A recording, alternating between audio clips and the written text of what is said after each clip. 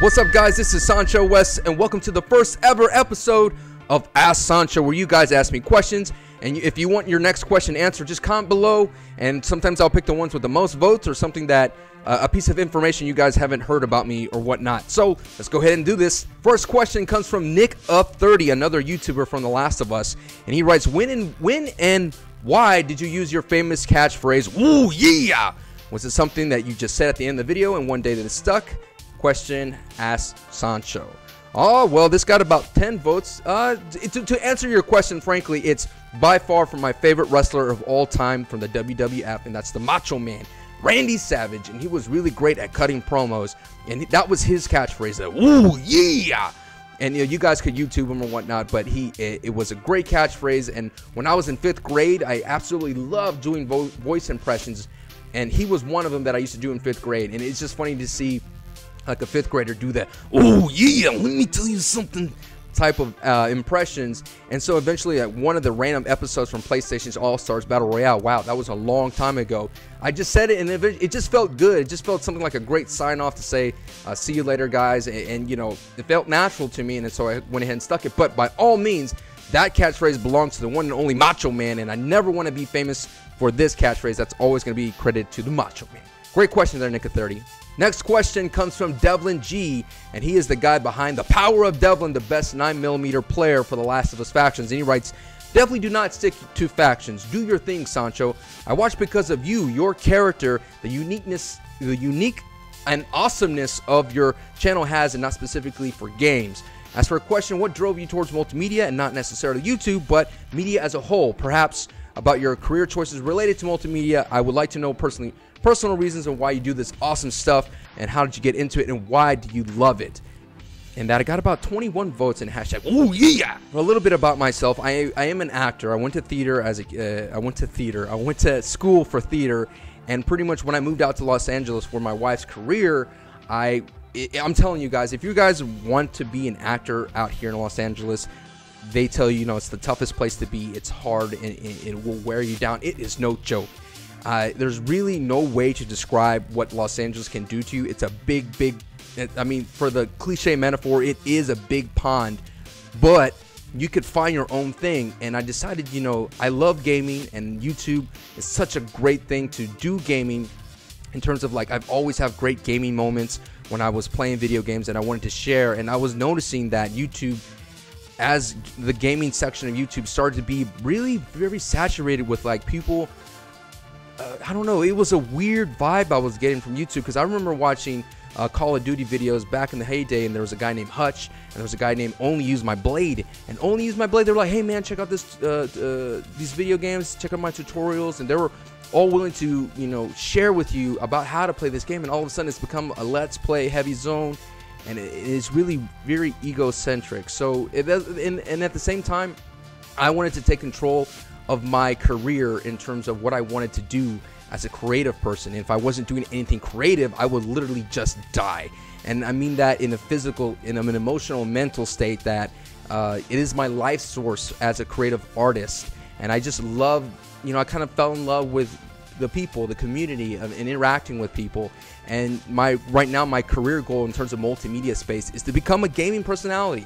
I would love to do that, just to be able to play video games, hang out with the community, and of course be on camera. So I think that's the little ego in me that all actors have, is they want to entertain, and I feel like this is a great medium for me to get to know people and to be creative. So that's a great question, Devlin G. Next question comes from Happy Alex, and he writes, "I heard that the movie of The Last of Us will be made. What are your thoughts, and would you like it?" Well, of course, that all depends on who's behind it. And the great news is that Naughty Dog is writing it. The same guys who wrote the game is actually writing the screenplay. And I was able to talk to them personally. And the only concern is that they have is that Hollywood itself as a machine can kind of chew things up, or not make it the way they want it, or not let it happen at all. This is a great thing for gamers everywhere out there that want to see their materials across a different medium. Now, we are hopefully that the game itself, that storyline will be able to carry over successfully over to movies. A lot of the past video game movies have not been successful due to that simple fact that it's unable to be interactive. And The Last of Us is a very interactive experience, but at the same time, it does have the benefit of being a cinematic game, and that should be able to translate over easily. Now, The Last of Us may have that rare exception that it may actually get made, because remember, the Uncharted rumor has been going forever about actually being made, and it's still stuck in the developmental phase. So I have my high hopes, and I really hope that it gets that superhero comic book treatment. A friend of mine and I have kind of like thought about the future of movies, and we kind of settled down that superhero movies will kind of digress after the whole Avengers Marvel phase thing, and that the next popular thing would be video games. And we're hoping that video games will have a strong suit, will be treated very, very seriously, and that a lot of big listed A actors will be eventually involved with it. So I would like it if it's done right and if the right actors are casted. So that answers, hopefully that answers your question. They're happy. Next question comes from Cuckoo, and he writes, I'm really happy to hear that your channel is going through progressive phases, and as much as I love your Last of Us videos, I'm also really happy to hear that you're planning to widen the breadth of your scope and to even more aspects of gaming. It's really like a breath of fresh air to see more laid-back people like you represent gaming for us. Happy face. And here's his question. Thank you very much. I really do appreciate that comment. Now, in terms of your planning for phase 2, will you also be attending a Wii U, an Xbox One, and or a PC? That's a great question, Cuckoo, and thank you so much for that compliment. I mean, I was told, because I did a couple of streams with Brandon from Node and from Stress Level Zero, and the guy who's famous with Rocket Jump with Freddie Wong. I was actually talking to Brandon, and I'm very inspired by his work as well, and he was always told me to always evolve the channel, and that's what I want to do. I want to make this channel a brand. Now, at first I had high aspirations, but it's baby steps for me. You know, I do not just want to be the Last of Us guy. And that also includes, to answer your question, will I be attaining systems? Now, it all comes down to financial, decisions. I do have certain equipment needs that I would like to get. And, a Wii U is only very, very attractive to me because I really want to play with the Nintendo mascots again. And I love those characters, and I grew up with those guys. And at the same time, I don't see myself getting an Xbox One. To be honest with you, that's something that's not what I want to do. That's just not my thing. I love the gaming that it has, and I love where it's heading. But I don't see my channel having Xbox One. But I do want to get a PC, and the reason why I want to get a PC is because the Steam library is awesome, and the games are quite affordable. And I actually do giveaways doing Steam codes and whatnot. But mainly because I do have a show in my mind that will feature guests from the acting community here in Los Angeles, small up-and-coming actors and stars that I want to get their exposure through Twitch streams and whatnot, and I'm figured that computer gaming might be a little bit easier, and a Wii U might be a little bit more easier for casual actors out there, because I really don't see myself getting really into the hardcore games. So those are the reasons why I would like to acquire it, so I can have more variety and some programming and whatnot. But yes, everything except the Xbox One. Thank you for your question, Cuckoo. Next question comes from Green Bay James. For those of you who don't know, he's always in some of the Last of Us top plays, and he writes, "Why do you wait so long to show your face? My wife has a crush on you for a while, and are you going to get as big as PewDiePie? Excited for phase 2. Great questions there, Green Bay James, and a shout out to your wife. But of course, I'm taking it as well. I am married. To answer your question about why I show my face, it's simple. I mean, for the longest time, as I stated before in the previous question, Los Angeles could wear you down and your confidence could go. And so I was at that point in my face like, you know what, I'm not 100% sure if I'm ready to show, to be on a stage. And that was my biggest factor, is I was remembering that I was kind of like looking deep within, and I discovered that what makes me happy, and that's a stage. A stage makes me happy. And my YouTube channel became a stage for a community to display my talents. And Los Angeles is a city of no. No, you can't do that. No, we can't have you. No, you're not right for the part. No, you don't, you're too old, whatever. No, you're too young. No, you're not Latino enough. All those kinds of stuff. There's a lot of no negativity in Los Angeles. And what I found myself, what I was doing was I was essentially telling myself no and limiting myself no on my own stage. And that was just ridiculous to me, because this is my stage.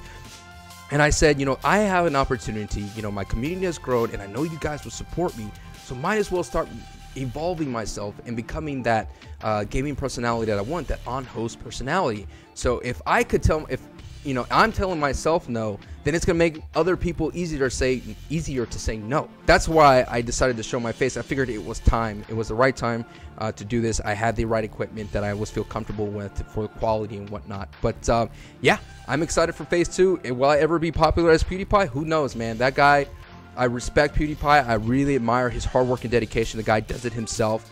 You know, my biggest influence, I would say, is Maximilian. He's really tight, close-knit with the community of the fighting game community as well. He's really close with the developers. So right now, making headway towards being really close with the developers out there, such as Naughty Dog and other PlayStation brands. But that's a great question, Green Bay James. Next question comes from William Lucas, and he writes, where did the name Sancho start for you, and what made you decide to add the West? Question. So that's a great question. It's pretty cool. A story, I think. It's pretty neat. When I was in high school, I used to do these sketches and whatnot in terms for my this dance team. And in between each dance, we would do a little skit. And one of the characters I created was El Sancho. He was like the manliest man, and he was like the ultimate seducer. And he had like a little sidekick with a little guitar that would play like dun dun dun dun dun dun dun dun dun. He would be like, "Hello, ladies, I am El Sancho." And the thing is, he had like a lot of Antonio Banderas in him, and he was very suave, and he was. But the thing is, he was very cheesy and corny, and that was like a reflection on my career in high school in terms of being romantic. Of course, when I moved out west, I was like, all right, I want to be SanchoWest, the new guy out here in the west. That's the west part is not as cool as the story behind the El Sancho. But that was a great question there, William. All right, guys, that wraps up this episode of Ask Sancho. Thank you so much for all your questions. Over 200 comments on the major channel update revealing the Ask Sancho series, and I did my best to go through every single one, and I appreciate you guys taking the time to ask the questions, so I did my best to respond to those, and of course here. So please, let's keep this series going. I like sharing some things about my life with you guys, and comment below with the hashtag AskSanchos and vote for the ones you probably want to be asked, and I'll probably pick some as well that I feel like some new information. And ask me about anything, you know, movies, books, anything related, life questions, whatever you guys feel comfortable with, I'm down to answer. All right, guys, thank you for being awesome. Don't forget to hit that like and share button to help this channel grow, and I'll see you guys next time. Ooh, yeah, peace, adios, amigos.